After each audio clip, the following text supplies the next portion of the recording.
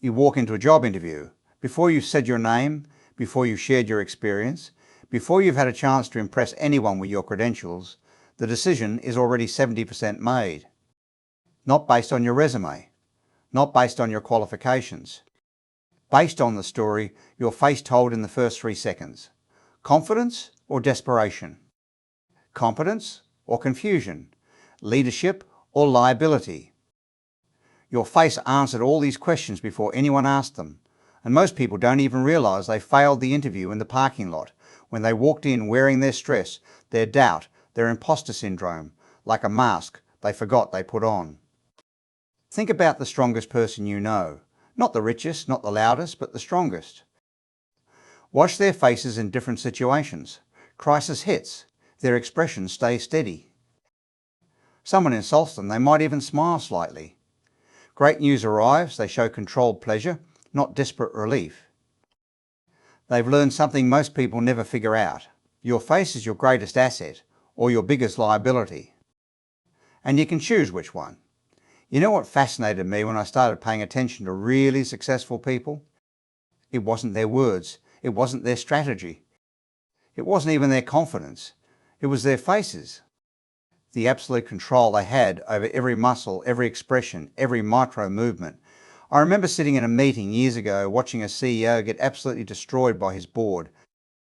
They were tearing apart his strategy, questioning his decisions, basically calling him incompetent without using the word. And his face? Calm, uninterested. Like he was listening to a weather report about a city he didn't live in. Not cold or disconnected, just completely in control of his reactions. Later, I asked him how he stayed so composed. He said something that changed how I see every human interaction. He said, "My face is my business card. Every expression is a choice. Every reaction is a decision. I don't let my face write checks." My position can't cash. That stuck with me, because I realised how many times my face had betrayed me. How many opportunities I'd lost, not because of what I said, but because of how my face looked while I was saying it. How many people had read my insecurities, my doubts, my fears, not through my words, but through the involuntary museum of expressions I was curating on my face. Think about your own life. How many times has someone said, "You should see your face right now"? How many times have you been told, "It's written all over your face"? How many times has someone known exactly what you were thinking, feeling, planning without you saying a word? We live in a world where everyone's face has become an open book. Social media has trained us to be performatively expressive. Every emotion must be visible, photographed, shared. We've forgotten that our ancestors understood something crucial. The face is a tool, and like any tool, it can be used strategically or it can be used carelessly. The Japanese have a concept called kao, which means face, but not just the physical face. It represents your public persona, your reputation, your social standing. They understand that managing your face isn't about deception, it's about dignity. It's about choosing what you reveal and when you reveal it. It's about understanding that not everyone deserves access to your every emotion. But somewhere along the way, especially in Western culture, we decided that controlling your face meant being fake. Managing your expressions meant being inauthentic. So we wear every feeling on our face and wonder why people can play us like a piano. We broadcast every insecurity and wonder why we don't get promoted. We show every card in our hand and wonder why we never win the game. Here's what I've learned. Controlling your face isn't about becoming emotionless. It's about becoming intentional. It's about understanding that your face is communicating constantly, whether you're aware of it or not. And if you're not controlling the message, someone else is reading it and using it to control you. Let me tell you what your face is doing right now without your permission. As you're listening to this, processing these words, your facial muscles are making hundreds of micro adjustments. Your eyebrows are responding to ideas. Your mouth is subtly reflecting your agreement or skepticism. Your eyes are narrowing or widening based on your interest level, and if someone were watching you, they'd know exactly how you feel about what you're hearing. This isn't a flaw, it's evolution. For millions of years, our survival depended on being able to read faces instantly. Is this person a threat? Can I trust them? Are they lying? Our ancestors who couldn't read faces didn't survive long enough to pass on their genes. So we evolved to be face-reading machines, processing expressions faster than conscious thought. But here's the problem. While we all became experts at reading faces, most of us never learned that our own face is being read just as intensely. We walk through life as open books, broadcasting our inner state to anyone who cares to look. And in a world where information is power, we're giving it away for free. Every time you enter a room, your face announces to you before you speak. Tired? It shows. Angry about something that happened earlier? It's there in the tension around your mouth. Insecure about being in that room. Your darting eyes and uncertain smile just told everyone. Excited but trying to play it cool? The energy you're suppressing is leaking out through every pore. I once worked with a brilliant engineer who couldn't understand why he never got promoted. His work was exceptional. His ideas were innovative. But whenever leadership was in the room, his face told another story. The slight sneer when he disagreed. The eye roll he thought nobody saw. The smirk when someone made a mistake. His face was writing his performance review and he had no idea. We had him watch a video of himself in meetings. He was shocked. He had no idea what his face was doing. In his mind, he was being professional, but his face was telling everyone exactly what he thought of them, their ideas, their competence. His unconscious broadcast was sabotaging his conscious ambitions. This is happening to all of us, all the time. Our faces are having conversations we don't know we're having, making promises we don't know we're making, telling truths we thought we were hiding. And the most dangerous part? People reading these signals often know more about our internal state than we do. There's a psychological principle called the facial feedback hypothesis. Simply put, your face doesn't just reflect your emotions, it actually creates them. When you smile, even if you don't feel happy, your brain receives signals that trigger happiness chemicals. When you frown, your brain interprets this as distress and responds accordingly. This means your face isn't just communicating to others, it's programming your own mental state. Every expression you wear is instructing your brain how to feel. Every facial habit you've developed is creating emotional patterns that run deeper than you realize. Think about someone you know who always looks worried. Over time, they don't just look worried, they become worried. Their default facial expression has trained their brain to exist in a state of constant anxiety. Their faces have become both symptoms and causes of their mental state.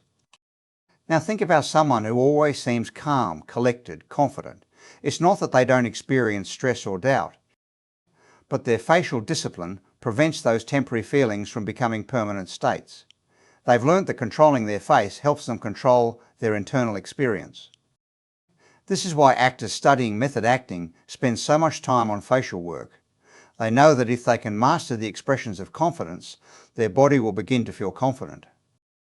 If they can hold the face of a leader, they'll start to embody leadership. Face leads, mind follows. But most of us are doing this backwards. We let our faces run wild, expressing every passing emotion, and then wonder why we can't maintain emotional stability. We wear anxiety on our face and wonder why we can't calm down. We broadcast insecurity and wonder why we don't feel confident. The research is clear on this. People who maintain more neutral, controlled facial expressions report lower stress levels, better emotional regulation, and higher satisfaction in professional settings. Not because they're suppressing emotions, but because they're not amplifying them through facial feedback loops. Every time you let frustration show on your face, you're not just telling others you're frustrated, you're telling yourself to become more frustrated. Every time you wear your disappointment visibly, you're instructing your brain to deepen that disappointment. Your face is your emotional thermostat or your emotional accelerator. The choice is yours. Let me share something about professional success that nobody teaches in business school. The highest paid people in any organisation aren't necessarily the smartest or the most skilled. They're the ones who've mastered what I call facial equity. the ability to maintain expressions that inspire confidence, trust and respect regardless of internal circumstances. Watch any successful CEO during a crisis. Their faces don't show panic, even as they're feeling it. It shows determination, thoughtfulness and controlled concern. They understand that their face sets emotional temperature across the organisation. If they look panicked, everyone panics. If they look confident, confidence spreads. This isn't about lying or being inauthentic. It's about leadership. It's about understanding that your facial expressions have ripple effects. In a meeting, your skeptical expression doesn't just communicate your doubt, it plants doubt in others. Your visible frustration doesn't just show your feelings, it creates frustration in the room. I consulted for a company where the sales team was consistently underperforming. We analysed everything from their pitch to their pricing. But when we started recording their client meetings, the problem became obvious. Their faces were sabotaging their sales. The moment a client showed price resistance, you could see the salesperson's confidence crumble on their face. Their smiles became forced. Their eyes showed desperation. Their entire expression screamed, "Please buy from me." And clients, sensing this weakness, pushed harder for discounts or walked away entirely. We spent a month training them on facial discipline, not fake smiles or manufactured enthusiasm, but genuine, controlled expressions that conveyed value and confidence. The result? Their close rate increased 40% without changing a single word of their pitch. Your face in professional settings is constantly answering questions nobody's asking out loud. Do you believe in what you're saying? Are you confident in your abilities? Can you handle pressure? Are you leadership material? And most people are answering these questions honestly, which is exactly the problem. Because sometimes the honest answer is that you're unsure, you're learning, you're figuring it out. And that's fine internally. But if your face broadcasts this uncertainty, you'll never get the opportunity to grow into certainty. People make decisions about your capability based on your face's testimony, not your actual competence. Beyond the professional realm, your face is orchestrating your entire social life. Every relationship you have, every interaction you navigate, every social situation you enter is being influenced by the stories your face tells. Consider dating and relationships. Researchers have found that facial expressions during initial meetings predict relationship success more accurately than the actual words exchanged. It's not about having a perfect poker face, it's about understanding which emotions to amplify and which to manage. When someone shares good news with you, does your face show genuine happiness for them? Does it reveal a flash of envy? When your partner is talking about their day, does your face show engagement, or does it betray your boredom? These micro-expressions, lasting fractions of a second, are constantly updating the terms of your relationships. I know someone who couldn't understand why their friendships never deepened. They were kind, generous, always there when needed. But their faces told another story. Listening to others, their default expression was skeptical, almost judgmental. Not intentionally, just habitually. Their resting faces communicated doubt, creating distance they didn't intend. Social dynamics are built on facial exchanges most of us aren't even aware of. When you meet someone new, there's a facial negotiation happening. Who's more confident? Who's more interested? Who has more social power? These questions are being answered through expression, not words. People who seem to navigate social situations effortlessly have usually mastered this unconscious language. They know when to mirror expressions to build rapport. They know when to maintain neutral expressions to maintain mystery. They know when to show vulnerability through their face and when to project strength. But here's what's really interesting about social facial dynamics. People will often adjust their behaviour based on what they read on your face, creating self-fulfilling prophecies. If your face shows that you expect to be disappointed, people will disappoint you. If your face shows that you expect respect, you're more likely to receive it. Your facial expressions are constantly training people how to treat you. Every interaction is a teaching moment where your face is the curriculum. And most of us are accidentally teaching people to undervalue us, to overlook us, to misunderstand us, all through expressions we don't even know we're making. True facial control isn't about suppression. It's about emotional intelligence in its highest form. It's understanding that you can feel something without displaying it, experience something without broadcasting it, process something without performing it. This is where most people get it wrong.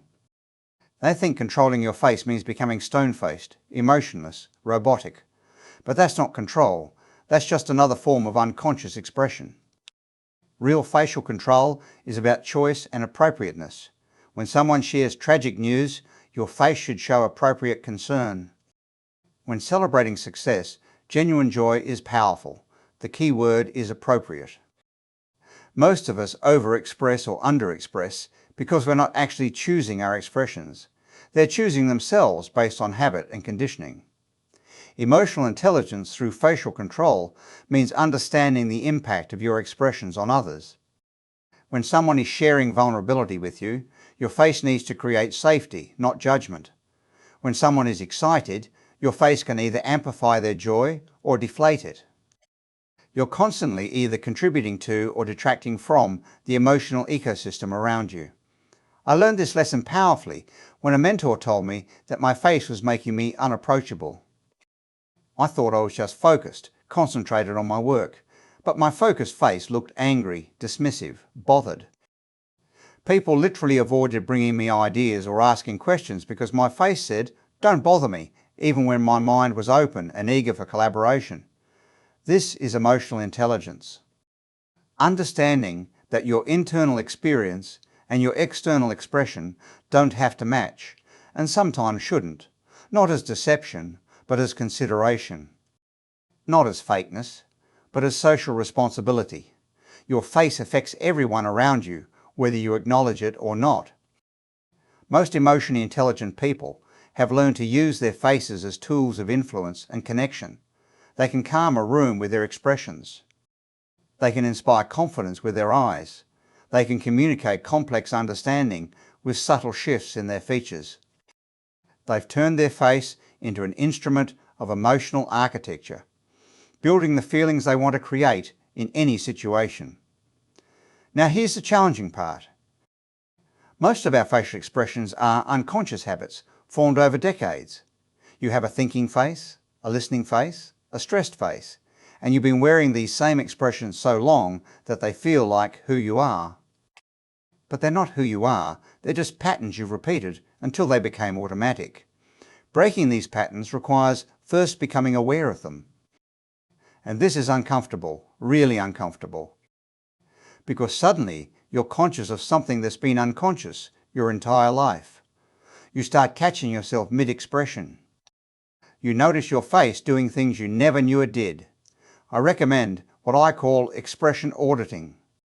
For 1 week, pay attention to your face in different situations.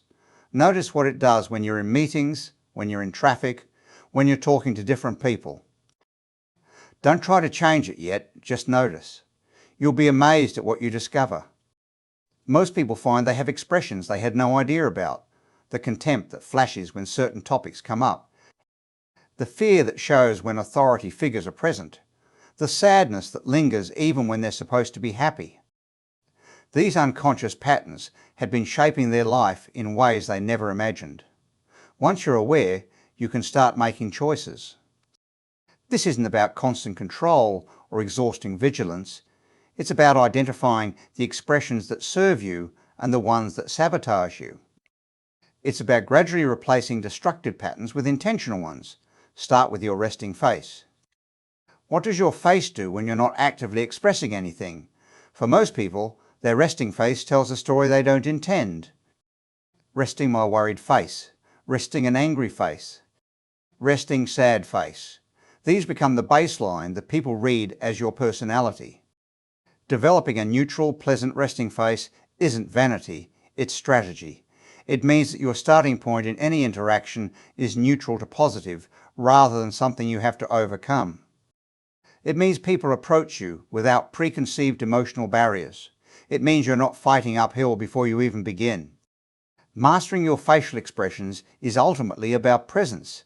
It's about being so aware of the current moment that you can choose your response rather than react from a pattern. It's about developing what I call facial sovereignty, complete ownership of your expressions. This discipline starts with breathing. When you control your breath, you can control your face. When you're aware of your breathing, you're anchored in the present, less likely to slip into unconscious expression patterns.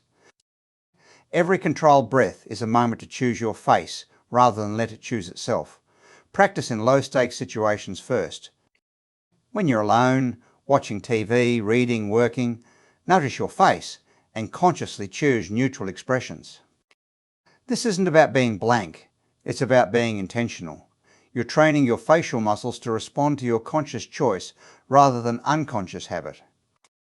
Then practice in conversations, not by being fake or performed, but by being present enough to choose expressions that serve the conversation. When someone's speaking, choose the expression of genuine interest. When there's conflict, choose the expression of thoughtful consideration. When there's joy, choose to let it show appropriately. The discipline of facial presence means understanding that every expression is a choice, even if it doesn't feel like one. You can choose to show your frustration, or you can choose to maintain composure. You can choose to broadcast your insecurity, or you can choose to project quiet confidence. The choice is always there, even when habit makes it feel automatic. This discipline pays dividends in ways you can't imagine until you practice it. Negotiations go differently when your face doesn't reveal your bottom line. Conflicts resolve faster when your face doesn't escalate them. Relationships deepen when your face creates safety rather than judgment. But the biggest dividend is internal. When you master your facial expressions, you master a part of your emotional experience. You're no longer at the mercy of every feeling that passes through you. You can feel something without becoming it. You can experience something without being controlled by it. True mastery isn't about dramatic control, it's about subtlety. It's the slight softening around your eyes that makes you approachable. It's the minor lift at the corner of your mouth that suggests confidence. It's the steady gaze that communicates presence without aggression. The most powerful facial expressions are those that are barely there. The hint of amusement when others are panicking. The suggestion of confidence when facing challenges. The whisper of kindness when others expect hardness. These subtle expressions are more powerful than any dramatic display because they suggest depth, control, layers beneath the surface. Watch true masters of influence and you'll notice their faces are never doing too much. They're not performing expressions, they're allowing them. There's a naturalness to their control that makes it invisible. You don't notice they're controlling their face, you just notice feeling certain ways around them. This subtlety is learned through practice and patience. It's not about practicing in front of a mirror until you perfect your expressions. It's about developing such awareness of your face that you can make micro adjustments in real time. It's about feeling the beginning of an expression and choosing whether to allow it fully, partially, or not at all. Mastering subtlety also means understanding timing. When to let expressions linger and when to let them pass quickly. When to show immediate reaction and when to delay.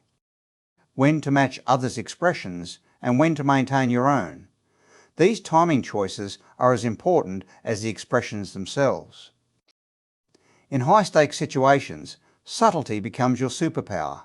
While others are having dramatic facial reactions, your subtle control makes you appear unshakable. While others' faces are screaming their intentions, your subtle expressions keep people guessing. While others exhaust themselves with facial performance, your subtlety conserves energy for what matters. And then comes the moment everything changes. When you understand that controlling your face isn't just about managing expressions. It's about authoring your own story. It's about deciding who you are in each moment rather than letting your unconscious patterns decide for you. There's a specific instance when this becomes crystal clear. You're in a situation where the old you would have reacted. Someone says something that historically would have triggered you. In the past, your face would have immediately shown hurt, anger, and defensiveness.